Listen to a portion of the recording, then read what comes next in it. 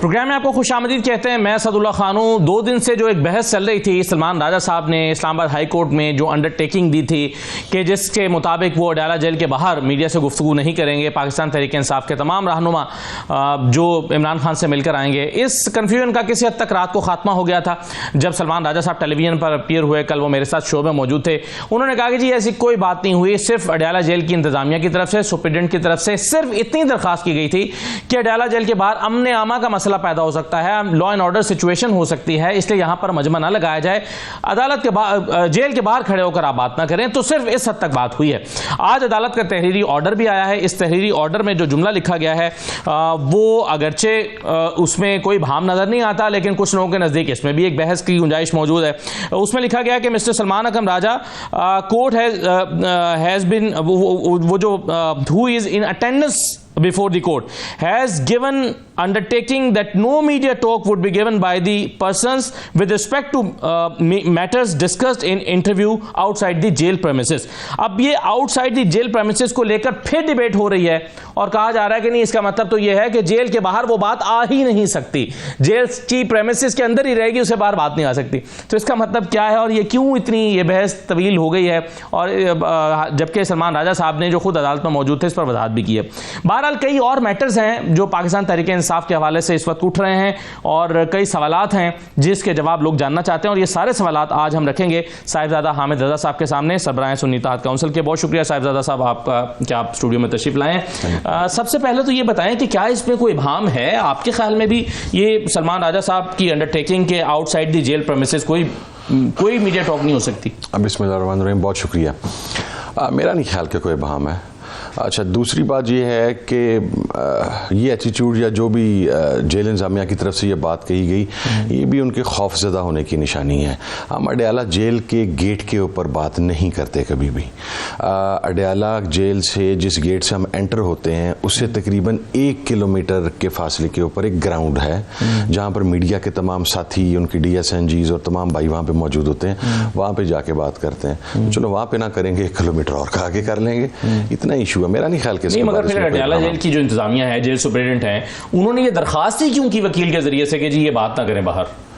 अगर तो ये मसला है ही नहीं जो आप कह रहे हैं और 1 किलोमीटर आगे है वो, आप देख लीजिए। मैं हमारी कोई भी टॉक कभी, हाँ, जिस वक्त गाड़ियों से उतर रहे होते हैं तो कोई सोशल मीडिया के साथी अक्रॉस द रोड खड़े होते हैं, वो एक उतरते का क्लिप बना लेते हैं, लेकिन मीडिया टॉक हमारी कभी भी अडयाला के गेट के सामने नहीं होती। मीडिया टॉक सारी DSNGs, उनके लिए एक जगह जहाँ पर अडयाला की पहली चेक पोस्ट स्टार्ट होती है, अडयाला की दीवार स्टार्ट होने से पहले, उससे भी पहले एक खुला मैदान है, उसके अंदर वो होती है। मुझे नहीं पता उन्होंने किस तनाजुर के अंदर क्या चाहते थे या कोई जस्टिफिकेशन चाहते थे। उनके वकील तो ये कह रहे थे बारह टेलीविजन पर आकर के भाई हमने तो अदालत से ही दरखास्त की है कि ये चूंकि पॉलिटिकल पर्पसेस के लिए ये गुफ्तगू इस्तेमाल होती है, ये मीटिंग्स जो अडयाला में हो रही हैं सियासी मकासद के लिए इस्तेमाल होती हैं, इसलिए ये कहीं पर डिस्कस ही नहीं होनी चाहिए, इवन टॉक शोज में भी नहीं होनी चाहिए। अच्छा, मेरा तो उसमें एक नुक्ता नज़र है, वो ये है कि अदालत ने जब इजाज़त दी थी, जब पहले ऑर्डर्स आए थे, तो उन्होंने कहा था फैमिली लॉयर्स के लिए 1 दिन मुख्तस किया गया था और पॉलिटिकल लोगों के साथ मुलाकात के लिए थर्सडे का दिन मुंतखब किया गया था। तकरीबन 4-5 माह ऐसे मुलाकात होती रही, ब्रीफिंग होती रही, किसी को कोई इश्यूज नहीं थे। अगर हमने खान साहब से जाके बात करनी है और बाहर आके किसी से मकसद किसी को बता नहीं सकते, तो मेरे नज़दीक तो फिर हमने किस लिए जाना है वहाँ पे? I am very clear on it. जब सियासी लोगों की सियासी मुलाकात की इजाज़त दी जा रही है तो खान की जो इंस्ट्रक्शंस होंगी पब्लिक के लिए, उनके वोटर्स के लिए, सपोर्टर्स की, एटलीस्ट मैं तो बाहर आके, मुझे खान कहेगा मैं तो पब्लिकली बयान करूँगा। अब वहाँ पर हम को ये अफ्तारियों का शेड्यूल तो नहीं खान साहब से पूछने के लिए जा रहे ना, वहाँ पर जाके हमने ये सब्जियों का या को हांडी पकाने का रेसिपीज मांगनी है खान साहब से, ऐसी बात करनी है। लेकिन अब जो अरेंजमेंट नया हुआ है जिसमें अब ये 2-3 लोगों के हाथ में है कि वो किसको मिलवाते हैं, इमरान खान साहब वो लिस्ट तैयार करेंगे। कल उस लिस्ट के अलावा एक साहब ने जाने की कोशिश की, उनका नाम बाबर रवाना, उनको नहीं जाने दिया गया और बड़ा उस पर हंगामा भी हो गया वहाँ पर सलमान राजा साहब की तरफ से। तो ये जो सारा अरेंजमेंट हुआ है साहिबजादा साहब, आप इसके नतीजे में ऐसा नहीं होगा कि इमरान खान का नैरेटिव कुछ कंट्रोल हो गया है, बाहर आकर वही चीज़ बताई जाएगी पार्टी की जानिब से जितनी बताना वो चाहेंगे? इमरान खान साहब की बात आधी रोकी भी तो जा सकती है। नहीं सर, पहले भी यही तरीकाकार था। पहले इंतज़ार पंजौता साहब थे। खान साहब मुलाकात से एक दिन पहले नाम लिख के पंजौता साहब को देते थे कि ये 6 लोग जो हैं मेरे से कल मुलाकात करेंगे। वो पहले भी कभी पार्टी की तरफ से नाम 10-12 नाम खान साहब के आगे भिजवाए जाते थे। खान साहब 6 नाम या उनमें से अगर किसी को और इंक्लूड करना होता था वो करके भेजते थे। अभी भी मेरा ख्याल है सलमान अकरम राजा साहब ही लेके देंगे, उनके साथ शायद इंतज़ार पंजौता साहब हैं, वही लेके देंगे। तो इस मैकेनिज्म के अंदर तो मुझे कोई इशू नज़र नहीं आता। रह गई बात कि खान साहब की बात बाहर ना पहुंचे, सर मैं अपनी ज़ात किया और मैं कम अज़ कम एटलीस्ट जितनी मुलाकातों में मैं शरीक रहा हूं, मेरी मौजूदगी के अंदर जो भी बात खान साहब ने जिस पार्टी लीडर से की है उसने वो कही है।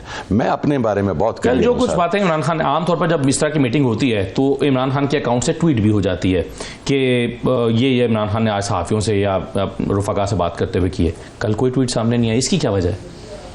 मे बी ये हो सकता है कि खान साहब की बात के हवाला से कल कोई ऐसी शख्सियत अंदर ना गई हो जो मैसेज कम्युनिकेट। आपका इशारा अलीमा खान साहबा की तरफ है? नहीं, नॉट एट ऑल। लाजमी नहीं है कि अलीमा खान साहब, बहुत सारी ऐसी मुलाकातें हैं जहाँ पर अलीमा खान साहबा नहीं गई हैं, लेकिन खान साहब का जो ट्विटर हैंडल है उसके ऊपर ट्वीट हुई है।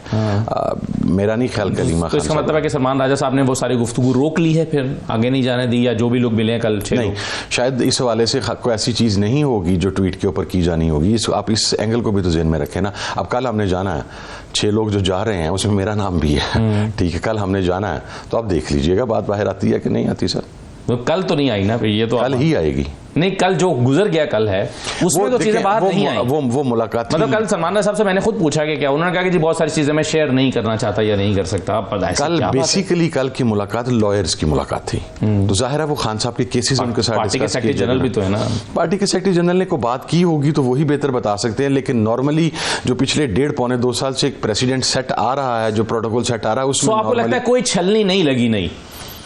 नहीं, अगर किसी ने लगाने की कोशिश की भी है तो कम से कम वो हमारे लिए एक्सेप्टेबल नहीं है। अलीमा खान साहब ने कल उनकी मुलाकात क्यों ना हो सकी आपके ख्याल में?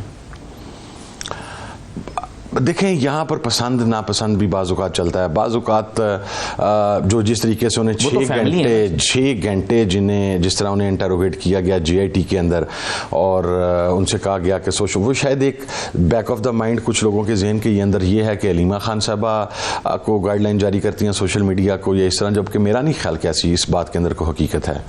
अब गॉड नोज़ कि उन्होंने क्यों मिलने नहीं दिया। पिछले दिनों तो बाज़-औक़ात ऐसा रवैया भी रहा कि 2 बहनों को जाने दिया, एक को नहीं जाने दिया। फिर ऐसा रवैया भी, हालांकि कल अंदर लेके गए हैं, एक पहला गेट पे खड़ा रखते हैं, गेट के बाद आगे आप सुपरिटेंडेंट के कमरे के अंदर जाते हैं। जब आप नॉर्मली वहां चले जाते हैं, गेट से जब आपकी अप्रूवल हो जाती है, फिर जो लोग अंदर जाते हैं वो सारे मिलते हैं। मगर इससे समझ तो यही आ रही है कि शायद वो लोग जो इमरान खान का बयानिया एज इट इज बाहर आकर बयान कर दें, उनके लिए शायद कुछ रुकावटें पैदा की जाएं। यस, यू में से आपको याद है इलेक्शन जीतने के बाद 7 माह तक मैं अंदर नहीं जा सका था। हमेशा कोर्ट ऑर्डर होता था, मुझे डेला से वापस भेज दिया जाता था। फिर उसके बाद गुज़श्ता 3 माह से आप कह रहे हैं कि मैं कल जाऊंगा। पिछले 6 जुमेरात से मुसलसल जा रहा हूँ क्योंकि मेरा नाम खान साहब की तरफ से आता है, खड़ा होकर वापस आ जाता हूँ। अब कल जो लिस्ट सलमान अकरम राजा साहब ने अदालती अहकामात की रोशनी में कि सलमान अकरम राजा साहब देंगे सुपरिटेंडेंट को लिस्ट, वो लिस्ट उन्होंने दे दी है। उस लिस्ट के अंदर मेरा नाम शामिल है, जाऊँगा, देखते हैं। अब आप ये कह रहे हैं कि मैं जाऊंगा, मिलूंगा, जो बातें होंगी मैं बाहर आके बताऊंगा। आप पहले से ऐलान कर रहे हैं तो इस बात का खर्चा मौजूद है फिर कि आपको I give a dam sir. मैं खान साहब से सियासत के ऊपर बात करने के लिए जा रहा हूं। अगर खान साहब ये कहते हैं कि हामिद ये पैगाम आपने बाहर जाके देना है तो मैं दूंगा। हाँ, डयाला के दरवाजे पर नहीं दूंगा या जहां से 1 किलोमीटर दूर है वहां पर नहीं दूंगा, तो किसी टीवी शो में बैठ के दे दूंगा, कोई 2 किलोमीटर और दूर आगे जाके दे दूंगा। But yes, I am very clear on it. ये नहीं होगा कि मुझे कहा जाए कि आपने ये बात करनी है जाकर और मैं वो बात ना करूं। मैं वो बात करूंगा जो खान साहब मुझे कहेंगे। और देखिए, बात मेरा जो हमें फैसला अभी तक समझ आया वो ये है कि on security grounds, so called security grounds, वो चाहते हैं कि अडयाला के दरवाजे पर हम अडयाला के बाहर राशन लगाओ। अडयाला के नहीं लगाते राशन, थोड़ा आगे जाके लगा लें, सो व्हाट, लगेगा तो सही है। तो इसका मतलब यह है कि और जो लोग मिल रहे हैं सारे हार्डलाइनर्स हैं, उनमें से कोई भी मेरा नहीं है। राजा नासिर अब्बास साहब हैं, उमर अयूब साहब हैं, ठीक है, इनमें से कौन सा बंदा है जो बात रोकेगा? बिल्कुल ठीक है, बिल्कुल सही है। चलें, कल देखते हैं आपकी मुलाकात हो पाती है। ये बताइए कि एक आफ्टर थॉट, शायद मैं इसको क्यों कहूँगा, जो बिलावल साहब को आया है या हुकूमत को आया है कि नहीं भाई PTI साहब को भी होना चाहिए था, इनकी भी जो कोई इनकी प्रेजेंस भी ज़रूरी है। अब एक नई कौमी इस्लामती कमेटी का इजलास अगर बुलाया जाता है तो PTI उसमें जा रही है। नहीं, अभी तक तो फैसला नहीं हुआ कि जा रही। मैं सवाल कर रहा हूँ आपसे, जब कोई ऐसी सिचुएशन आएगी तो देखेंगे जाना है कि नहीं जाना। क्यों नहीं जाएंगे अगर आप नहीं जाएंगे तो? देखिए, मेरा सबसे पहला दो सिंपल से क्वेश्चन हुकूमत को एड्रेस करने पड़ेंगे। नंबर 1, खान साहब तक एक्सेस, बल्कि आइडियली खान साहब को ही उस इजलास में जाना चाहिए। चले वो तो अगर नहीं होता तो सेकंड ऑप्शन भी तो है ना आपके पास। सेकंड ऑप्शन में ये ना, फिर भेजें खान साहब के पास, खान साहब से जाके हम पूछ के आएंगे। जो भी लोग जाएंगे असाइंड होंगे इस जॉब के लिए, वो जाके खान साहब वो तो से हम पूछ श्योर के अगर मिले हैं कुछ लोग, उन्होंने बात की होगी, आप लोग कल मिलते हैं तो आप यकीनन पूछेंगे कि इस तरह की दावत आती है तो क्या होगा? नहीं, मैं नहीं पूछूंगा। अच्छा। जब दावत आएगी तो उसके बाद मैं पूछूंगा। मैं पेशबंदी के तौर पे कोई चीज़ नहीं पूछता। दूसरा मेरा इशू है वो ये है, असद भाई आप देखें, बलूचिस्तान और KPK में अपना ऑपरेशन करने के लिए जाना है। This can't happen. क्या गाय फ्रॉम फैसलाबाद, मैं फैसलाबाद सेलेक्ट हुआ, guy from Lahore, guy from Multan, को सिंध का बंदा, आप उसे उठा के कौमी सलामती कमेटी के इजलास में उठा दें, और जिन लोगों के हलके के अंदर दहशतगर्दी जारी है, जहाँ पर सिविलियंस को, जहाँ पर मजहबी लोगों को, जहाँ पर सिक्योरिटी फोर्सेस के बच्चों को शहीद किया जा रहा है, जवानों को शहीद किया जा रहा है, वहाँ का local stakeholder, public representative ही उसके अंदर शामिल ना हो। मैंने उसमें यह सजेशन दी थी कि जब मैंने डिमांड किया था कि आप इन कैमरा इजलास बुलाएं, मेरी डिमांड ये थी कि give 2 to 3 days to that in camera session, पूरी नेशनल असेंबली और सेनेट को बिठाएं, फिर वहाँ के जो लोग हैं उनकी बात सुने कि वहाँ से, वहाँ का जो मुकामी MNA है, जो सेनेटर है, उसकी वो क्या फेस कर रहा है और उसकी राय क्या है, और उसकी राय क्या है कि किस तरीके से हम इस बहरान से निकल सकते हैं। मगर ये तो पार्टिसिपेट करने वाली जमातों का भी मामला है ना। जब पिछले मरतबा जब PTI ने एक डेलीगेशन बनाया था 14 रुकनी, तो उस पर एतराज खुद KP के आपके MNAs की तरफ से, PTI के MNAs की तरफ से यही हुआ था कि भाई जो लोग फेस कर रहे हैं उनको आपने शामिल नहीं किया, आपने उठा के उन लोगों को डाल दिया है जनूबी पंजाब के, जिनका इससे मामले से इतना ताल्लुक ही नहीं है। देखें, तो जब वो फैसला हुआ, मैं चूंकि पार्लियामानी मीटिंग में उस वक्त शामिल ही नहीं था, मैं लेट पहुंचा था। दूसरा ये था कि हुकूमत की तरफ से तो कहा गया था 6 बंदे आएंगे। आप कंडीशनल नहीं कर सकते, आपको तमाम लोगों को बिठाना चाहिए। KPK से हमारे 35 के करीब MNAs हैं, दीगर पार्टीज के भी हैं 1-1, 2-2, सबको बिठाएं, बलूचिस्तान के सारे MNAs को बिठाएं, सेनेटर्स को बिठाएं। अगर आपने कौमी यकजहती का पैगाम देना है, अगर आप कौमी लाहे अमल बनाना चाहते हैं इस दहशतगर्दी से निकलने के लिए, तो उसके लिए आपको तमाम लोगों को ऑन बोर्ड करना पड़ेगा। तो जब आप ज्वाइंट सेशन ही बुला लेंगे तो फिर किसी के पास ऑप्शन ही नहीं रहेगी कि किसको बुला सकता है, किसको नहीं बुला सकता। उस वक्त भी मेरा प्रिंसिपल मौक़िफ़, जो मैंने उसी दिन शाम को, अगर आपको याद हो, मैंने ट्वीट कर दिया था कि आई एम नॉट गोइंग, लेकिन मेरा मौक़िफ़ ये था कि जब तक बलूचिस्तान और KPK के तमाम MNAs को नहीं बुलाया जाता, उस वक्त तक मैं इसका कोई नतीजा। आप देखें, आप PTI नहीं है, आप सुन्नी तहत काउंसिल हैं, आप शायद ये खबर हमें दे सकें और खबर दे ही दें आज, क्या हुआ था उस रात जब अगले दिन इजलास था? आप भी KP हाउस में इफ्तार में मौजूद थे, अलग टेबल पर अगरचे बैठे हुए थे, लेकिन वहाँ थे आप, और आपने उस वक्त तक वहाँ PTI की जितनी लीडरशिप थी सारी ये कह रही थी कि सुबह जाना है भाई, क्यों नहीं जाना? उसके बाद क्या ऐसा हुआ कि रात को फैसला तब्दील करना पड़ा? अच्छा, एक देखें असद भाई, सोशल मीडिया के आने के साथ जहां बहुत ज़्यादा फ़ायदे भी निकले हैं, बाज़ औक़ात को एक ऐसी ड्यूमर निकलती है जिसके ऊपर एक स्टोरी कायम हो जाती है। एक्चुअल हकीकत यह है कि जब पार्लिमानी पार्टी का इजलास हुआ था, मैं और आपको, यानी आप खुद देखेंगे कि कड़ी से कड़ी मिल रही है। पार्लिमानी पार्टी का इजलास हुआ, मैं नहीं था, 14 लोगों के नाम कंडीशनल भिजवाए गए। उसमें यह कहा गया स्पीकर से कि हमारे चीफ व्हिप आमिर डोगर साहब दे के आए, उन्होंने ये कहा कि आप इमरान खान साहब से हमारी मुलाकात करवा दें, तो उस सूरत के अंदर ये 14 लोगों को कंसिडर कर लीजिएगा। सर मेरे वो आपने पढ़ा है वो आमिर डोगर साहब का, उसकी आखिरी लाइन क्या लिखी थी? उसमें लिखा हुआ था कि अगर आप हमें इमरान खान से नहीं मिलवाएंगे तो भी हम हुकूमत के लिए जगह खाली नहीं छोड़ेंगे और हम जाएंगे शिरकत। अच्छा, मैंने नहीं वो पढ़ा जी, मुझे तो यही बताया कि चूंकि मैंने आपको बताया मैं पार्लियामेंट पार्टी में था, लेकिन उसकी तौसीक इस चीज से होती है कि उमर अयूब साहब अफ्तारी से पहले एक खत लिखते हैं स्पीकर को कि इमरान खान से हमारी मुलाकात करवाई जाए। अगर पार्लिमानी पार्टी वहां पर इसको कंडीशनल ना करती तो उमर अयूब को खत लिखने की सर क्या जरूरत थी? नंबर 1, इस वक्त तक कोई बैशिंग नहीं थी, कोई खत मंजर आम पर नहीं आया था, there was nothing happening like that way, ठीक है जी।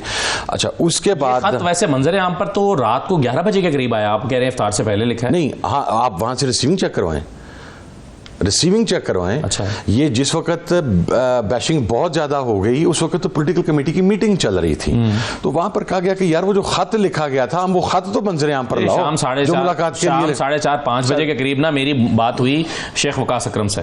शेख वकास अकरम साहब ने कहा कि जनाब जा रहे हैं, हमने दोपहर ही फैसला कर लिया था कि कल जा रहे हैं, कोई कंडीशन का जिक्र नहीं हो रहा था। अच्छा, मेरे लिए तो कंडीशन ही थी सर। मैंने अच्छा, आपने भी तो रात में जाके 11 बजे ट्वीट की थी कि मैं नहीं जा रहा। मेरी ट्वीट अफ्तारी के आधा पौना घंटा बाद, जब मैं अफ्तारी से निकला हूं, अच्छा, तो उसके आधा घंटा बाद मैंने ट्वीट कर दिया था कि भाई मैं नहीं जा रहा। चूंकि उसके ऊपर देखें, मैं उस दिन इजलास में नहीं था, मैं 5-7 मिनट के लिए असेंबली में गया, उस वक्त तक इजलास प्रोवोक हो चुका हुआ था। पार्लिमानी पार्टी का इजलास उससे 2 घंटे पहले हो चुका था। मैं ट्रेवल करके आ रहा था आउटसाइड पंजाब, तो मैं लेट हो गया, रास्ते में पहुंच नहीं सका। मैं जब आया अफ्तारी के ऊपर 2 लोगों का मौक़िफ़ तो बिल्कुल क्लियर था, आपके सामने था, राजा नासिर अब्बास साहब का और महमूद खान चकज़ई साहब का। अच्छा, मौक़िफ़ मेरा भी बिल्कुल क्लियर था, लेकिन मैं कुछ जगह पे मुझे शायद एहतियात करनी पड़ती है, चूंकि अभी तक पार्लियामेंट के अंदर SIC और PTI का स्टेटस नहीं क्लियर हो सका। मैं हमेशा इन मामलात में नॉर्मली एहतियात करता हूं। PTI को रिप्रेजेंट करना पड़ता है, कभी PTI को रिप्रेजेंट करना पड़ता है। अभी इस मरतबा देखें, इस मीटिंग के अंदर जरताज गुल साहिबा का जो नाम शामिल किया गया था as the parliamentary leader SIC शामिल किया गया था, ठीक है।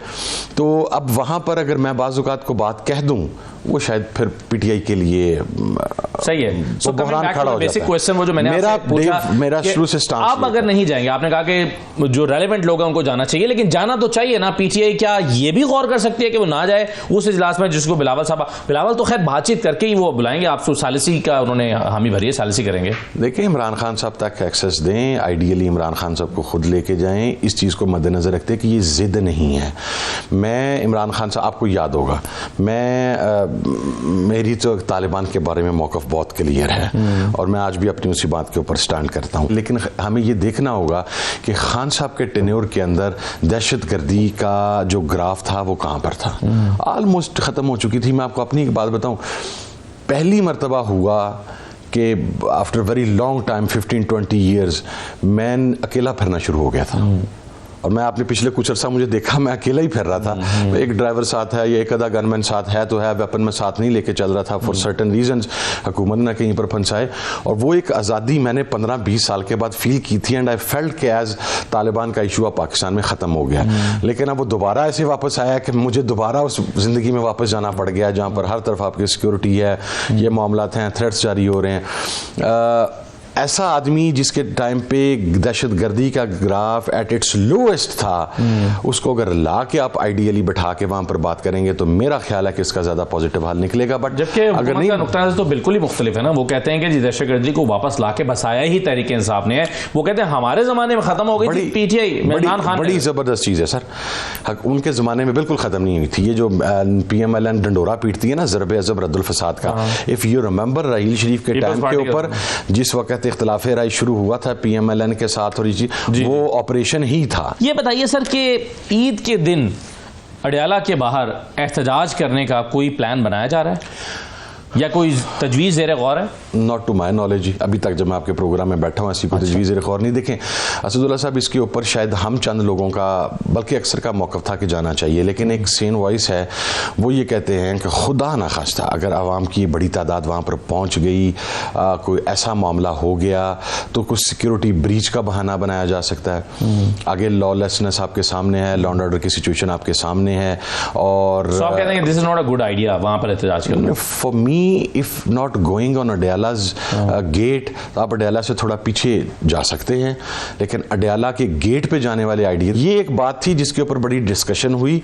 मेरे नज़दीक अडयाला के गेट पर जाना मुनासिब नहीं है, लेकिन आप सिंबॉलिकली अडयाला से कुछ 2 किलोमीटर के फासले पर, 1.5 किलोमीटर के फासले पर जाना चाहिए। That is my view, personal point of view. Eid के बाद क्या प्लान है PTI? ईद के बाद जो प्लान हमारे पास है, तहरीक तहफ़्फ़ुज़ आने पाकिस्तान के पास, जिसके ऊपर यकीनन पाकिस्तान तहरीक इंसाफ भी उसका हिस्सा है, ऑन बोर्ड है, वो ये है कि एक स्ट्रेटजी कमेटी बनी है जिसकी सरबराही मुझे दी गई है। हमने इंशाल्लाह ईद के बाद 1 वीक के अंदर अंदर अपना पूरा मास्टर प्लान देना है, और हम तहरीक को तहरीक की तरह लेकर चलना चाहते हैं। Let me be very honest and clear कि हमसे कुछ गलतियां हुई हैं। जब हम 24 तारीख को आए तो मेरा ज़ाती नुक्ता नज़र उस वक्त ये था, मेरा मीटिंग में भी ये ओपिनियन था, मैंने ये कहा था कि 24 की अगर आपकी कॉल है तो 24 की कॉल रखें पंजाब के लिए, कि केपी के 26 तारीख को निकले, क्योंकि पंजाब को जिस तरीके से लॉकडाउन कर दिया गया है, we will take at least 72 hours 48 hours कि हम में से लोग पंजाब से निकल के तो करीब करीब पहुंचना शुरू करें। किया जाए 3-4-5 दिन का मुहित किया जाए। अभी देखिए, तहरीक कभी भी 15 या 20 दिन की कॉल के ऊपर ना शुरू होती है ना क्लोज होती है, उसका एक प्रॉपर प्रोसीजर है। हम उसके 2 या 3 फेजेस रखेंगे। तो आप कहते हैं एक गलती इमरान खान साहब ने की थी जब 24 की कॉल दी, बहुत इमरान खान साहब ने नहीं दी थी, दूसरी इमरान खान साहब बुशरा बीबी ने की, इमरान खान साहब ने दे दी थी कॉल, लेकिन जो बाहर स्ट्रेटेजी कमेटी बैठी थी जिसका मैं भी हिस्सा था, मैं उसको देखे, मेरी अगर राय अकलियत में थी तो मैं अपने आप को उससे डिसओन नहीं कर रहा, मैं उस फैसले को मान रहा हूं और मैं खुद भी अपने आप को उसका जिम्मेदार समझता हूं। बाहर जो स्ट्रेटेजी कमेटी बैठी थी वो शायद स्ट्रेटेजाइज करने के अंदर उनसे ये कोताही हुई। लेकिन बाद में इमरान खान साहब ने तो कहा ना कि बुशरा बीबी ने ठीक फैसला किया था डी चौक जाने का, सनद दे दी उन्होंने। मेरे सामने तो नहीं कहा, खान साहब ने कहा होगा, यकीनन कहा होगा, तो ठीक है। अच्छा, ठीक है, मतलब या अगेन स्टिल आपका फिर भी डिसएग्रीमेंट तो होगा इस बात में, इस नुक्ते पर खान साहब से? खान साहब से नहीं होगा। देखिए, खान साहब अगर हमें कहते हैं, बात होती है कल खान साहब, मैं तो करूंगा कल बात खान साहब से, खान साहब से मैं पूछूंगा, खान साहब हमारे पास डेडलाइन क्या है? हम 2 महीने 3 महीने 1 महीना इसको हम अपनी पीक पर ले जाना चाहते हैं, वो ज़हन में मुताबिक रख के फिर उसके अकॉर्डिंगली हम उसके। ये बता दें आखिर में कि मौलाना फजल रहमान साहब का क्या मसला है, क्यों नहीं मान रहे, या कहां पर रुके, रुकावट क्या है? नहीं, मेरा ख्याल है सारी चीज़ें हो गई हैं। लोग कहते थे ये बैठेंगे नहीं, बैठ भी गए। लोग कहते थे ये शेक हैंड नहीं करेंगे, शेक हैंड भी हो गया। अब लोग कहते हैं कि जी वो आपके साथ सड़कों पर एहतजाज करने नहीं आएंगे। नहीं, हमें उम्मीद है इंशाल्लाह हमारे साथ ही आएंगे। मौलाना साहब का देखें मेन इशू था, let me be very clear and honest, लोगों को पता है, चीज़ें नहीं छुपानी चाहिए, CM KP के हवाले से। CM KP के साथ बैठ के वो कुछ चीज़ें सेटल करना चाहती थी उनकी पार्टी, और CM KP को जब ये बात बतलाई गई है तो उसने बरमला पॉलिटिकल कमेटी की मीटिंग में भी और शायद साफियों के साथ भी जो दिन मुलाकात हुई है, उन्होंने कहा कि जी मैं मौलाना के साथ बैठने के लिए तैयार हूं। रहेगा ना सर, ये सियासी हरीफ तो रहेंगे उसी हल्के से। सर 2 अलीमीन ने, सर 2 हल्के हैं ना डेरा इस्माइल खान, मतलब कोई सेटलमेंट हो जाएगा, कोई भी हल निकल आएगा ना। पहले तो देखे बैठने के लिए तैयार नहीं थे ना एक दूसरे। अब आप देखे गुज़श्ता 15-20 दिनों से कम दोनों साइड से फजल रहमान अपना हल्का खाली मांग रहे हैं कि मेरे मुकाबले में बंदा ना खड़ा करें। नहीं, मेरे नॉलेज में भी ऐसी कोई चीज़ नहीं है कि उन्होंने हल्का खाली मांगा हो। हमारे कुछ लोगों के जहन में ये है कि मौलाना फ्यूचर के अंदर ये डिमांड कर सकते हैं। कुछ लोगों के जहन में वैसे ये भी है कि अगर ये वो मांगते भी हैं तो भी देने में कोई हर्ज नहीं है।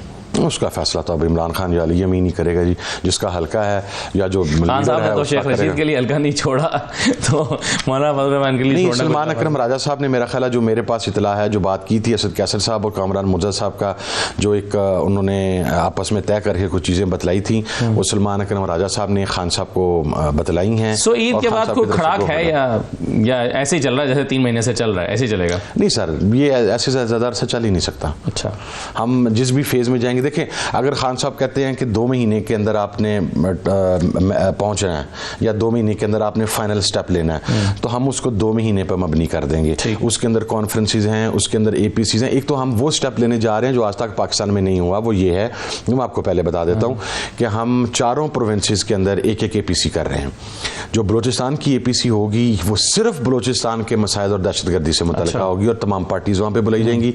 सिंध की APC सिर्फ सिंध से रिलेटेड होगी। KPK की जब ये 4 APCs के एलामिये तैयार हो जाएंगे, फिर हम नेशनल APC बुला के उसको ग्रैंड डायलॉग का हिस्सा भी बना देंगे उस APC के तमाम अंदरजात को, और फिर हम 4 सूबे और GB के मसाइल को हल करने के लिए उस APC के जरिए आगे बढ़ेंगे।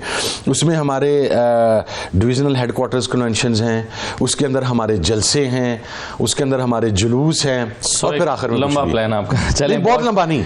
Late me tell you one thing, अगर खान कहता है 1 महीना तो ये 1 महीने में सारा वाइंड अप करके 1 महीने में पहुंचेंगे। बहुत शुक्रिया साहिबजादा साहब प्रोग्राम में शिरकत करने के लिए। साहिबजादा हामिद साहब हमारे साथ मौजूद थे। एक छोटा सा ब्रेक लेते हैं, ब्रेक के बाद वापस आते हैं।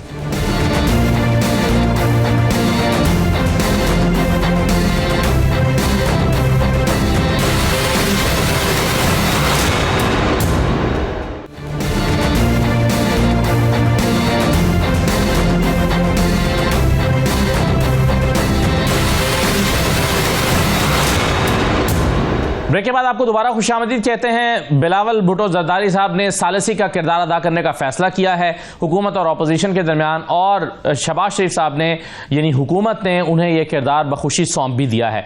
इसका आगाज कैसे होगा, कहाँ होगा? साहिबजादा हामिद रजा साहब हमारे साथ मौजूद थे। वो कहते हैं कि जब दावत मिलेगी उसके बाद हम अपनी शराइत रखेंगे और हम कहेंगे कि हमें इमरान खान से मिलवाया जाए, बल्कि हमारी पहली कोशिश तो ये होगी कि उन्हें इस इजलास का हिस्सा बनाया जाए। यानी तहरीक इंसाफ भी कुछ शराइत के साथ ये दावत कबूल करने को तैयार होगी। तो मामला अब किधर जा रहा है? हमारे साथ प्रोग्राम में सेनेटर शहादत अवान साहब मौजूद हैं, पाकिस्तान पीपल्स पार्टी के रहनुमा। बहुत शुक्रिया सेनेटर साहब, खुशामदीद। खेलदास कोहिस्तानी साहब मौजूद हैं, वज़ीर मुमलिकत हैं, PMLN के रहनुमा। बहुत शुक्रिया खेलदास साहब, खुशामदीद। मेहरबानो कुरैशी हमारे साथ मौजूद हैं, पाकिस्तान तहरीक इंसाफ के रहनुमा हैं, आपको भी खुशामदीद कहते हैं। जो हुकूमत सोच रही है जिस अंदाज में अब ये कौमी सलामती कमेटी का इजलास करना, एक एहसास मेरा ख्याल है खेलदास साहब ये हुआ है हुकूमत को और अपोजिशन को भी कि बहरहाल पाकिस्तान तहरीक इंसाफ भी एक अहम सियासी जमात है और ख़ास तौर पर खैबर पख्तूनख्वा के मामलात को मैनेज करने के लिए उन्हें ऑन बोर्ड लाना ज़रूरी है। ये ख्याल देर से आया लेकिन दुरुस्त आया। असद साहब बहुत शुक्रिया, आपने अपने प्रोग्राम में मदद किया। देखें, हुकूमत हमेशा सर झुका के चलती है और ये हमारी जो मुस्लिम लीग नून की हुकूमत है और हमारे जो इत्तेहादी है, हमने हमेशा कोशिश की। हमारी सीनियर लीडरशिप है, 3 दफ़ा के हमारे वज़ीर आज़म रहे नवाज शरीफ साहब। शहबाज शरीफ साहब एक तजर्बेकार जो है वज़ीर आज़म है, 2 दफ़ा, वो भी दूसरी दफ़ा है उसका। इस तरह हमारे जो इत्तेहादी हैं वो भी बड़े सीनियर और बड़ा अबूर रखते हैं। तो हमारी कोशिश होती है कि हम अपोजिशन को साथ लेकर चलें। और जो जिस तरह ये आपने देखा, ये जो अहम इजलास हुआ था वो भी इनका मुतालबा भी था, PTI का ये मुतालबा था कि हमें इनका मेरा ब्रीफिंग दी जाए, हमें बताया जाए। तो जब इनका मुतालबा भी होता है, जिस तरह इन्होंने कहा कि एक बातचीत के लिए कमेटी इमरान खान साहब ने खुद बनवाई जी, हमने उनके कहने पे वज़ीर आज़म ने सरदार अयाज सादिक स्पीकर को कहा, वो कमेटी भी बन गई। तो मतलब हमारी नीयत है और हमारी कोशिश है कि सही है। लेकिन आज पाकिस्तान तहरीक इंसाफ आपके सामने ये शर्त रखेगी कि भाई हम इजलास में तभी शिरकत करेंगे जब हमारी मुलाकात कराएंगे, तो आज आप ये मुलाकात करा देंगे। मेरा सवाल यह है कि फिर तब ये शर्त आपने क्यों नहीं मानी थी? उस दिन भी ये रास्ता आपके पास मौजूद था। देखें, उस दिन उन्होंने 14 नाम पहले दिए थे। 14 नाम देने के बाद हमने 14 नाम स्पीकर ने इनके ओके किया कि ये सारे लोग शरीक होंगे। फिर ये आए स्पीकर के पास 3 और नाम हम दे रहे हैं। तो हालांकि स्पीकर साहब ने कहा कि ये बड़ा काफ़ी हो गया, मगर फिर भी हमने इनको कहा। मगर एंड टाइम पे ये हमेशा की तरह जब भी कोई एक ऐसी डेवलपमेंट होने जाती है, मुलाकात का बहाना आ जाता है। आप रिकॉर्ड निकालें, इन्होंने बानी PTI से कितनी मुलाकातें की है। और अब जब आप कह रहे हैं मुलाकात की शर्त, मैं समझता हूँ अब हाईकोर्ट, इस्लामाबाद हाईकोर्ट का फैसला आ गया है जिसमें हफ्ते में 2 दफ़ा इनको, इनकी लीडरशिप को, इनके वकला को मुलाकात की इजाज़त होगी। जो बिलावल साहब के हवाले से आपने की बात, देखें बिलावल भुट्टो साहब ने, मैं समझता हूँ अच्छी खुशाइंदा जो है बात की है और हुकूमत उसको संजीदगी से ले रही है और हम समझते हैं कि ये बात उन्होंने दुरुस्त फरमाई है। और वज़ीर आज़म ने उस मीटिंग में भी कहा था कि हम इस किस्म के इजलास दोबारा भी बुलाएंगे और हम मुशावरत से चलेंगे। हम तो चाहते हैं ये जो दहशतगर्दी है ये एक जमात का, एक फेडरेशन का इशू नहीं है, ये चारों सूबों का और पूरे मुल्क का, अवाम का, सबको बिल्कुल ठीक है। और ये यकजहती हमने 2014 में भी की थी, अब भी हम चाहते हैं। बात सिर्फ इतनी है कि जिस शख्स से ये पूछने जाते हैं, जिस शख्स के लिए आप कह रहे हैं कि मुलाकात करने जाते हैं, वो जब खुद वजीर आज़म था तो उस वक्त 3 इजलास हुए थे कौमी सलामती, उन तीनों में नहीं आया था। 100 गज पे प्राइम मिनिस्टर पार्लियामेंट के अंदर बैठा हुआ था। सारी हमारी अपोजिशन लीडर शहबाज शरीफ साहब, पीपल्स पार्टी की क़यादत, बाकी जो हमारे अस्करी जो अफसरान थे वो मौजूद थे, वो उस वक्त भी नहीं आए थे। ये बात सही है। अभी जब ये सानिया जाफर एक्सप्रेस का हुआ है तो इनका जो रवैया है, वो रवैया ये इनकी सोशल मीडिया खुसूसन ऑफिशियल अकाउंट्स वो बात कर रहे थे जो भारत की मीडिया इस पे कर रही थी, या वो जो उनको कमजोर दिखाना या उनसे ऑपरेशन ना करना। तो मैं समझता हूँ उनकी पॉलिसी जो है वो उस शख्स की पॉलिसी कौम के सामने है। सवाल तो सेनेटर साहब के सामने रखना चाह रहा था, लेकिन मेहरबानो साहब मेरा ख्याल कुछ कहना चाह रहे हैं। क्योंकि देखिए ना, इनके असली रंग जो है वो इतने उभर के सामने नजर रहे हैं, मतलब छलांगे मारते हुए उभर रहे हैं। ये जो असल हकायक हैं, जो इनके दिल की बात है, जो इनके दिल में सख्ती और जहर है, वो उगल मतलब रोक नहीं सकते क्या उसको निकालने से। देखिए क्या बात कर रहे हैं, हमारे सोशल मीडिया के ऊपर, जाफर एक्सप्रेस के ऊपर, हमारे अकाउंट्स के ऊपर क्या ऐसा था जो हिंदुस्तान की प्रोपेगेंडा से के मिलता जुलता था। अभी 2 दिन पहले मैं एक और निजी चैनल पे थी, वहां पर भी PMLN की जो रहनुमा थी, जिनको रिप्रेजेंट कर रही थी, उन्होंने कहा कि इस वक्त हिंदुस्तान से ज्यादा बड़ा दुश्मन पाकिस्तान का PTI है। तो ये इनकी जमात में इनको ये एक नैरेटिव फीड किया गया है कि मोबाइल उठा लिया खेलदा साहब ने, वो आपके अकाउंट से ट्वीट्स निकाल रहे हैं, शायद आपकी या प्रेजेंट कर देंगे खेलदा साहब। हमने पार्लियामेंट के फ्लोर पे किए, हमने पार्लियामेंट के फ्लोर पे ये बात की है, सबूतों के साथ की है, ख्वाजा आसिफ साहब ने की है, उस वक्त भी उन्होंने पार्लियामेंट के फ्लोर पे। लेकिन क्या इनके ऑफिशियल अकाउंट से ऐसी जी बिल्कुल जो PTI पंजाब या इनके कासिम सूरी कौन है? मैं बात कर रही हूँ खेलदार साहब, मगर इसके अंदर गलत बयानी मत कीजिए। हम सब मुहिब्बे वतन पाकिस्तानी हैं, हम अपने मुल्क के साथ, हम अपने मुल्क के सिपाहियों के साथ, जवानों के साथ, उनकी शहादतों के साथ, उनकी कुर्बानियों के साथ खड़े हैं, और हम हर पुरअमन पाकिस्तानी के साथ खड़े हैं जो सवाल उठाना चाहता है, क्योंकि वो भी हमारा हक है। हमारा फर्ज है कि हम अपनी आर्मी का साथ दें जब उस पर अटैक होता है, क्योंकि आप लोग असल में जो इशू है, जो मुद्दा है, उसकी तह तक जाना नहीं चाहते। इस मुल्क में दहशत गर्दी के वाकयात आज 2014 की सतह पर हैं। इस वक्त ये this is the deadliest year, पिछले 10 सालों में 2025 जो है वो अब डेडलीस्ट ईयर है टेररिज्म के हवाले से इस मुल्क में। और क्यों आया है ये अपटिक टेररिज्म में, क्यों ये सब हो रहा है, ये है वो सवाल, और हमें उठाने चाहिए। बिल्कुल सही है, और इसके लिए शायद अब ये नए फोरम क्रिएट हो रहे हैं ये सवाल उठाने के लिए। लगाना चाहिए, बिल्कुल ये दाग नहीं लगाना चाहिए कि वो मुहिब्बे वतन नहीं है या वो ये बहुत अहम सवाल, ये बहुत अहम बात है जो आप मेहरबानों कर रही हैं। मगर मैं अगर आप इजाजत दें तो मैं ये जो चूंकि अब सालसी का किरदार पीपल्स पार्टी ने अदा करना है, तो सेनेटर साहब अब मसला ये है कि एक तरफ तो आप सालसी का किरदार अदा करना चाहें और माहौल आपके सामने ऐसा हो कि एक जमात कह रही हो कि दहशतगर्दी फैलाने के तुम जिम्मेदार हो, दूसरी जमात कह रही हो कि तुम जिम्मेदार हो, इस तरह के माहौल में सालसी करना आसान रहेगा? देखिए सर, असदुल्ला साहब, सबसे पहली बात तो ये है कि ये कौमी मसला है। इस वक्त ये हम तमाम की तमाम अलग अलग पॉलिटिकल पार्टीज़ हैं, हर एक का अपना एजेंडा है, हर एक का अपना अलग मैनिफेस्टो है, लेकिन ये जो वाला इशू है ये नेशनल इशू है। मैं कहता हूँ इसके ऊपर कोई भी पॉलिटिकल पार्टी जो है इख्तलाफ न किसी ने किया है न कोई करेगी। लेकिन PTI ने भी पहले, आपको पता है चेयरमैन PTI ने पहले कहा बैरिस्टर गौ साहब ने कि हमने लिस्ट दे दी है और हम जाएंगे। उसके बाद बाकी अली जफ़र साहब ने कहा, बाकी दोस्तों ने कहा, लेकिन सब्सिक्वेंटली हो सकता है कि उनके जहन में कोई इस किस्म की बात गई हो कि ये कौमी सलामती कमेटी है। उसके बाद चूँकि PM साहब ने कहा हुआ है कोयटा में कि मैं 1 महीने के अंदर जो है APC बुलाऊँगा, तो मे बी उनके जहन में ये होगा कि हमें कुछ मज़ीद हम वर्किंग कर लें और APC में शामिल होंगे। ये वक्त नहीं है कि हम किसी की हुब्बुल वतनी के ऊपर कोई इस किस्म की बात करें। मुमकिन उनके जहन में ये भी हो कि इतना अहम मामला है, हमें अपने बानी चेयरमैन को एक मरतबा ऑन बोर्ड लेना चाहिए, उसे शामिल करनी चाहिए। गुजारिश ये है, मेरा कहना ये है, बिल्कुल मेहरबानों साहबा ने सही बजा तौर पर कहा, लेकिन मेरा कहना ये है कि इस वक्त हमें इन चीज़ों को नहीं खरीदना चाहिए। बिलावल साहब ने जो अपनी नीयत दिखाई है, उन्होंने जो कुछ कहा, आपको याद होगा जब इलेक्शन हो गए थे तो उस वक्त भी पीपल्स पार्टी ने कहा कि भाई आप गवर्नमेंट बनाए, हम आपको वोट दे देंगे, हम आपके साथ बैठेंगे नहीं, बैठेंगे हम अपोजिशन में। हम असूलों की सियासत करते हैं, हम डेमोक्रेसी को आगे चलाने की बात करते हैं। और इसके ऊपर आपको पता है 26 तरमीम के ऊपर भी जब ये सिलसिला नहीं संभाला जा रहा था तो बिलावल साहब ने यही कहा कि मैं इसको देखता हूँ, और उसने हर एक के सामने जाके अपनी बात रखी, लॉजिक अपनी रखी, और अल्हम्दुलिल्लाह वो भुट्टो का नवासा है, आसिफ अली जरदारी का बेटा है, बीबी का बेटा है, और उसने लोगों को राज़ी किया। आपको पता कितना डिफ़िकल्ट था, लेकिन 26वीं तरमीम भी कर ली। हमें यकीन है कि अगर इस किस्म की सूरत हाल बनती है, पहली बात तो मैं ये कहूँगा कि मुझे यकीन है कि अगर कोई APC होगी तो 2014 की APC आपको याद है, तमाम मुल्क की पार्टीज इकट्ठी बैठी थी, आपको 18th अमेंडमेंट याद है? वही मैं गुजारिश कर रहा हूँ, 18th अमेंडमेंट में देख लें, सारी जितनी पार्टीज इकट्ठी हो गई हैं। पाकिस्तान पीपल पार्टी ये यकीन रखती है कि इस मुल्क का एक एक वासी जो है वो चाहेगा कि इस पे हमारा मुतफ़िका किसी किस्म का कोई फैसला होना चाहिए, लाए अमल होना चाहिए।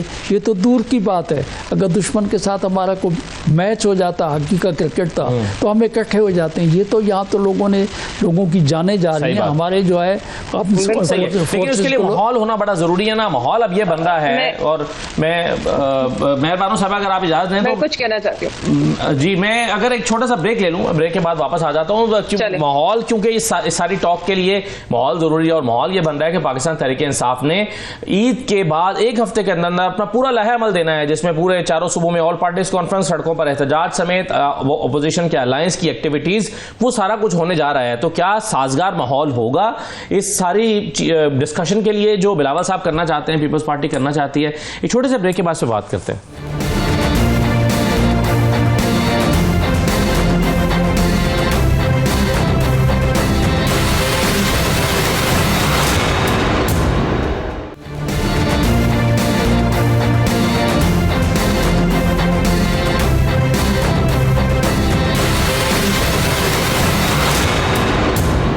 ब्रेक के बाद दोबारा खुशामदीद। मैं इससे पहले कि खेलदार साहब की तरफ जाऊं, मुख्तसरन अगर मेहरबान साहब आप कुछ ऐड करना चाह रही थी मेरा ख्याल है। जी देखिए, अभी पीपल्स पार्टी की तरफ से जो एक मौक़िफ़ आया है और जो उनके लहजे और गुफ्तगू में एक आप संजीदगी देख सकते हैं, वो चाहते हैं कि हम इस मामले पे आगे बात को लेकर चलें, क्योंकि मेरे ख्याल में पीपल्स पार्टी बिलावल भुट्टो साहब ये वो बलूचिस्तान का मसला उनको शायद बेहतर अंडरस्टैंडिंग है। PMLN जो कि एक सिर्फ पंजाब तक महदूद जमात रह गई है, क्योंकि मेरे ख्याल में जो जितने भी लोग सिंध कराची में रहते हैं, वो जो बलूचिस्तान में होता है उसका ब्लो बैक जो है वो सिंध कराची पर भी आता है, बिकॉज अक्सर हमने देखा है कि बलूचिस्तान से लोग सिंध और कराची में रहते हैं, उनकी रिहाइश पजीर हैं, उनका आना जाना ज्यादा है। तो आई थिंक इसलिए पीपल्स पार्टी की अंडरस्टैंडिंग बेहतर है, वो समझ आ रही है। नून लीग को अभी भी नहीं समझ आ रही है, वो अभी भी इसे सियासत की भेंट चढ़ाना चाहते हैं।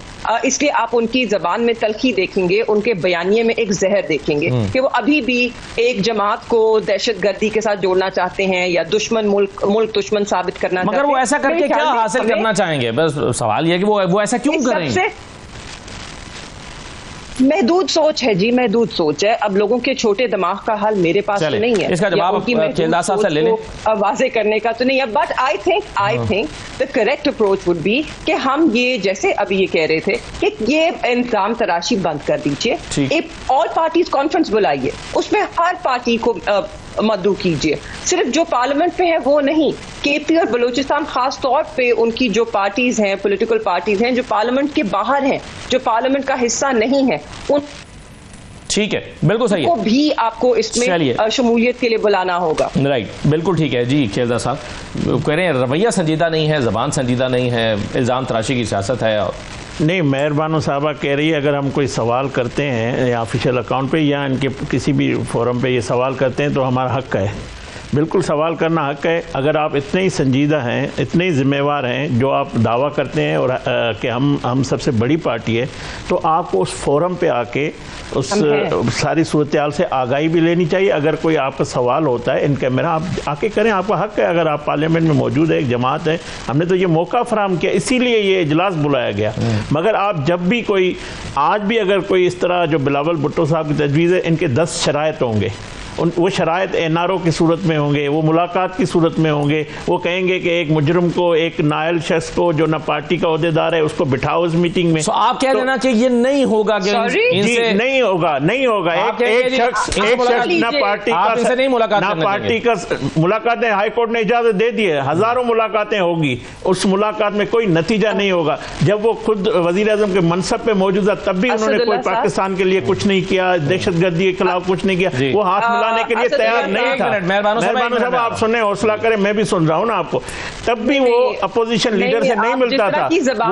वो जो है वो किसी भी शख्स को कुछ नहीं समझता। वो आज भी बिलावल साहब की जो ऑफर है उसका जवाब आप देख लेना, इंतजार कर लें। अगले हफ्ते जब हम बैठेंगे तो ये उसका भी आएगा कि बिलावल भुट्टो साहब से वो किस तरह, बिलावल भुट्टो साहब ने तो इनको फरवरी में 24 में कहा था आए मिलकर हुकूमत बनाए, बना लेते, किसने रोका था इनको? तो ये हम तो ये कहते हैं कि इनको पाकिस्तान में दहशतगर्दी है, पाकिस्तान की मईशत खराब है, पाकिस्तान, इनको कोई हम उससे स्वीकार नहीं है, ना था ना है, ना ये चाहते हैं, ना ये कुछ, ये तो चेहरा पाकिस्तान का ऐसे पेश करते हैं कि पाकिस्तान में क्यों इंसानी ऑन बोर्ड लाना चाहते हैं सर? मेरा सवाल है, चार्जशीट लगा दी कह रही है, मेहरबाना साहब कह रही है चार्जशीट लगा दी ना, हमारे अकाउंट में नहीं हो रहा है, ये इनके अकाउंट से उन खवातीन की जो BLA के दहशतगर्दों के साथ खड़े हुए हैं, तो वो आप उनको, आपने मरियम नवाज साहबा को जेल से अंदर गिरफ्तार नहीं, तब वो खवातीन नहीं थी, फरियाद तालपुर को हॉस्पिटल से गिरफ्तार किया, तब वो खवातीन नहीं थी, उन्होंने कभी BLA की या किसी दहशतगर्दी हिमायत नहीं की। तो आपके अकाउंट भरे हुए हैं, मैं प्रूफ के साथ आपको दूंगा कि आप किसी तरह पाकिस्तान के खिलाफ, पाकिस्तान के सिपह सालार के खिलाफ, पाकिस्तान के इदारों के खिलाफ दुनिया में आपने सिर्फ ये नहीं किया, आप जो है अमेरिका में जाकर लॉबिंग हायर करते हैं, पाकिस्तान के खिलाफ बयानियां बनाने की कोशिश करते हैं, आप ऐसे पाकिस्तान को पेश करते हैं, पाकिस्तान में बड़ा, आपको गजा में जुल्म नजर नहीं आ रहा, आपको कश्मीर में जुल्म नजर नहीं आ रहा, आपको पाकिस्तान में। जवाब आप उनसे मुख्तसर ले, फिर मैं सेनेटर साहब के पास आऊं। जी मेहरबान साहब, आप मुख्तसर रखिएगा। जी बिल्कुल मुख्तसर, मैंने फैसला किया है कि मैं नून लीग के साथ हम इंगेज नहीं करेंगे, मैं इनसे इंगेज नहीं करूंगी, क्योंकि इनकी जबान में सिर्फ तल्खी और जहर है। मगर इन्होंने एक जो इल्ज़ाम लगाया कि जो हमने ट्वीट की है तस्वीरें खवातीन की, जो BLA, मेरे ख्याल में इन पे पीका लगना चाहिए है, या फिर इनको देखना चाहिए, इनको मालूम क्यों नहीं है इनके मुल्क में क्या। मगर बदकिस्मती से हम बलूचिस्तान में पॉलिटिकल एलिमेंट्स को, बलूचिस्तान और खैबर पख्तूनख्वा में जो पॉलिसी होनी चाहिए उसी पर तो आपकी इनपुट दरकार है ना, जिसके लिए आपको मेरा ख्याल है पीपल्स पार्टी बुलाना भी चाहती है कि आप एक कौमी सलामती कमेटी और पार्टीज कॉन्फ्रेंस या जो भी फोरम आप तय पाता है इस सालसी में जाहिर है वो चीजें सामने आएंगी। सेनेटर साहब, मसला ये है कि हर चीज़ के लिए एक माहौल होता है। जो अच्छी अच्छी बातें आप कर रहे हैं, जो बिलावल साहब के जहन में हैं, उसके लिए एक माहौल दरकार है। वो क्या माहौल मौजूद है? क्योंकि PMLN तहरीक इंसाफ के बारे में और तहरीक इंसाफ PMLN के बारे में जो कुछ समझती है, और दहशतगर्दी के मौजू पर, सियासी मामला अपनी जगह, दहशतगर्दी के मामला पर जो है दोनों एक दूसरे के बारे में ख्यालात रखते हैं, और फिर जो अब एहतजाजों का सिलसिला शुरू होने वाला है, कैसे? देखें अब्दुल्ला साहब, ये बात तो आपके सामने आ गई है कि ये जो जाफर एक्सप्रेस का इंसिडेंट हुआ है, उसके पीछे हाथ जो था हमारे दुश्मन का हाथ था। ये तो इसमें कोई दूसरी राय नहीं है। और इसका मतलब ये है कि पाकिस्तानी कौम इररिस्पेक्टिव फ्रॉम पॉलिटिकल पार्टीज, आप आम आवाम के किसी आदमी, ठेले रेडी वाले, दुकान वाले, किसी आदमी को भी ले लें, ये वो कौम है। आपको याद होगा कि 1965 में जब कि जंग हुई थी चवंडा के मकाम पे, जब इंडियन 600 टैंक हमलावर हो गए थे, तो वहाँ आवाम ने एक नहर जो थी उसके वहाँ से हमारे टैंक नहीं गुजर पा रहे थे, लोग अल्लाह अकबर करके उसमें सिविलियन क्या, फोर्सेस के क्या, उन्होंने भर दिया, बोला जाओ आगे इनको उड़ाओ, उनको मुंह तोड़ जवाब दिया। तो ये वो वाली कौम है। ये मैं आपको यकीन से कह रहा हूँ, ये इख्तलाफात पॉलिटिकल हैं, ये रहेंगे, लेकिन इस इशू के ऊपर जो भी हो, कोई भी पार्टी हो, भले इख्तिदार में हो, सेनेटर साहब, ये सिर्फ सियासी इख्तलाफात नहीं है ना, ये तो दहशतगर्दी जैसे मामले पर भी बहुत तलखियां मौजूद हैं। लेकिन मैं गुजारिश ये कर रहा हूँ कि इसके ऊपर आप देखिएगा, जिस दिन APC होगी तो आप तो यकीनी तौर पर, जिस तरीके से खेलदास साहब ने, हर एक आदमी को मालूम है कि इस्लामाबाद हाई कोर्ट में वीक में मंगल जुमरात को 45-45 मिनट की जो मुलाकात की परमिशन दे दी है, तो यकीनी तौर पर जो चेयरमैन PTI हैं, बाकी जो जनरल सेक्रेटरी हैं, दूसरे लोगों को इंस्ट्रक्शंस लेके आएंगे। उसके बाद मुझे ये तवक्को है कि चूँकि ये कौमी मसला है, इसके ऊपर लोग मिल बैठे में, यहाँ पे हमें आपस में झगड़ने का ये वक्त नहीं है। इसका मतलब है कि जो इस वक्त साथ नहीं देगा, कोई भी हो, भले मेरी पार्टी हो, किरदास साहब की हो, मेहरबानो साहबा की हो, किसी की भी हो, कोई भी आदमी जो इस मसले के ऊपर इकट्ठा खड़ा नहीं होगा, उसको हम नहीं कहेंगे कि वो पाकिस्तानी है या हुब्बुल मोहब्बे वतन नहीं है। हमारे तमाम पाकिस्तानी, मैंने आपको मिसाल दी, इतने हुब्बुल वतन हैं कि वो मुल्क की खातिर अपनी जान दे देते हैं। आपने लास्ट कमेंट। बिल्कुल, मैं शहादत ऐवान साहब से इत्तेफाक करता हूँ इस बात में। मेरा ताल्लुक भी सिंध से है, मैं भी सिंध में रहता हूँ, मुझे कल भी सिंध जाना है। सिंध के अवाम के इस पर तहफ़्फ़ुज़ात हैं, सिंध हुकूमत इसको एड्रेस कर रही है, और मैं तो मैंने कल भी TV पे कहा, आज भी कहता हूँ, पीपल्स पार्टी बजाय सड़कों पे ये मामला, ये आइनी फोरम पे जिस तरह ये CCI की बात कर रहे हैं, एक निक में ये मामला है। देखें, दो सूबों का इख्तलाफ है, पंजाब जो है ये निगरान हुकूमत में फैसले हुए थे और वो पंजाब हुकूमत इस पर नहरें निकालनी चाहती है। वो पंजाब का मौक़िफ़ ये है कि हम अपने हिस्से से पानी लेना चाहते हैं। सिंध के लोग उस पर कहते हैं कि ये हमारे दरिया से हमारे हिस्से का पानी जाएगा, पर लाए ना सर। उसके लिए 91 मौजूद है। कोई किसी सूबे का पानी एक कतरा भी नहीं लेना चाहिए। बिल्कुल इस मामले को CCI में हल होना है और ये फोरम मौजूद है और उम्मीद है कि जल्द इसका इजलास होगा और ये मामला खुशअस्लूबी से हल होगा। जो चारों अकाइयाँ मजबूत है तो पाकिस्तान मजबूत है। किसी एक अकाई को हम नाराज़ नहीं कर सकते। जो भी उनका तहफ़्फ़ुज़ात है उनके दूर होने एड्रेस से। क्या माने हैं कि 14 महीने से इजलास नहीं हुआ CCI का?